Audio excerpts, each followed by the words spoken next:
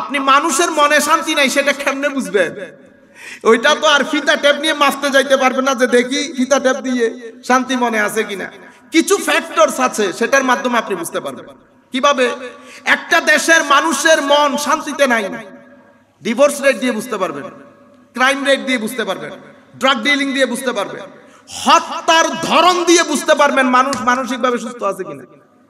আপনি এই যে কথাগুলো বললাম, আপনি দেখেন তো এগুলো বাড়ছে কি কমছে?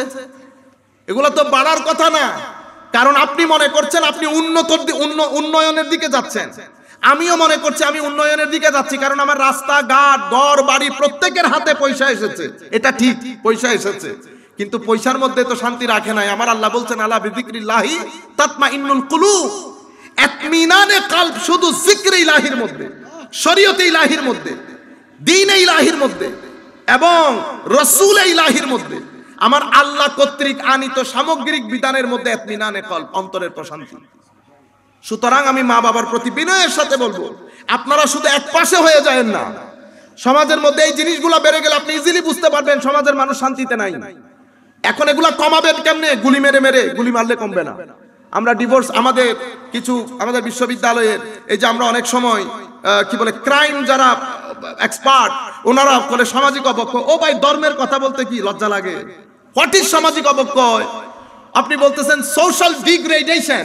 Of course social degradation, but how it has happened? এটা ঘটলো কেমনে? এটা ঘটছে কারণ আপনি শিক্ষা থেকে এবং সামগ্রিক দুনিয়া থেকে আপনি দ্বীনের গ্রিপ লুজ করে ফেলেছেন। দিন লাগবে না। আপনি আমাদের টকশো গুলার মধ্যে, এটা জাতির ব্রেইন, এভাবে ওরা কি করে প্রিপেয়ার করে। টকশো গুলার মধ্যে কথা যখন বলে, এখানে কেউ নাই, চোখে চোখ রেখে কথা বলা। এখন দিন মানিক কবরের সাথে সম্পৃক্ত? Of course not. দিন দুনিয়ার সাথে সম্পৃক্ত, অতঃপর কবর। রব্বানা আতিনা ফিদ দুনিয়া হাসানা ওয়া ফিল আখিরাতি হাসানা।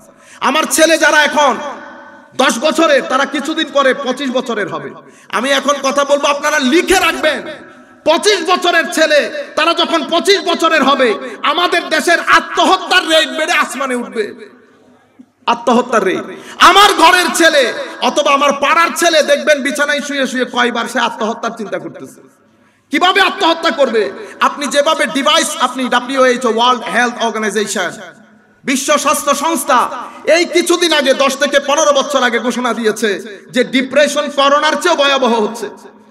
ডিপ্রেশন করোনার চেয়েও, এটা আমাদের নতুন প্রজন্ম, তরুণ প্রজন্মকে খেয়ে ফেলবে এই ডিপ্রেশন। কি কারণে ডিপ্রেশন? তো মোবাইল এবং টেকনোলজি, মোবাইল এবং টেকনোলজি।